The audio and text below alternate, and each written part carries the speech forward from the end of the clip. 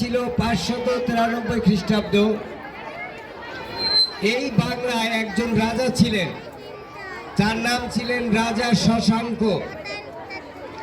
তিনি তার রাজ্য পরিচালনা করার জন্য বা তিনি যাদেরকে জমি চাষ করার জন্য দিয়েছেন, উনি এই প্রকৃতির সাথে মিল রেখে উনি কিছু মাস তৈরি করলেন এবং সেই মাস অনুযায়ী আমাদের চৈত্র মাস পড়ল সবার শেষে। উনি সিজন অনুযায়ী যখন আমরা অনেকেই মনে করি যে এই বসন্ত শেষ হয়ে গেছে, গাছে নতুন পাতা গজাচ্ছে, ঠিক এই ধরনের একটা মনোভাব থেকে উনি এই পয়লা বৈশাখের আরম্ভ করলেন।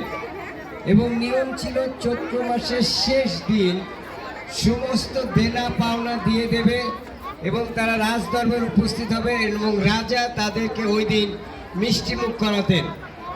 যেহেতু রাজদরবারে আসতে হবে, এই কারণে চাষিরা ওই দিনের জন্য একটু ভালো পোশাক পরে আসতো। তাদের যে দৈনন্দিন কাজের যে পোশাক, সেই পোশাক বাদে তারা রাজদরবারে আসবে, খাজনা দিবে। এই কারণে তারা সেই দিন একটু ভালো পোশাক পরে আসতো এবং এইভাবে পয়লা বৈশাখের সময় বা বছরের প্রথম দিন একটু সাজগোজের একটা ব্যবস্থা হয়ে গেল। এবং এরপরে অনেক বছর পরে, প্রায় 1000 বছর পরে, তখন এইখানে আর বাংলাতে হিন্দু রাজাদের কোনো রাজত্ব নেই। তখন মুঘল সম্রাট আকবর তিনি রাজত্ব করেন, কিন্তু প্রথাগত যে দিক সেটি তখনও ছিল বাংলাতে। বাংলার লোকেরা ওই চৈত্র মাসের শেষে রাজাদেরকে বা জমিদারদেরকে খাজনা দিত, পাওনা মেটাতো এবং বিশেষ করে এটা ব্যবসা ক্ষেত্রে চলে গেল। ব্যবসায়ীরা এটাকে হাল খাতা শুরু করলো এবং রাজা আকবর তিনিও চেষ্টা করলেন এই একই দিনে অনুষ্ঠানটি করতে। কিন্তু সমস্যা হয়ে গেল, রাজা আকবর তিনি নিজে একটা ক্যালেন্ডার তৈরি করতে চাইলেন।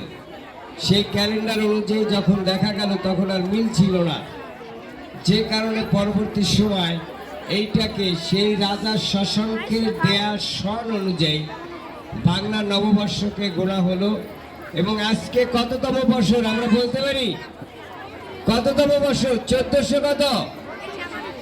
1432।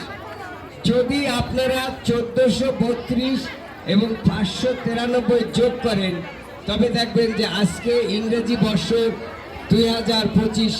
এইভাবে এই পয়লা বৈশাখ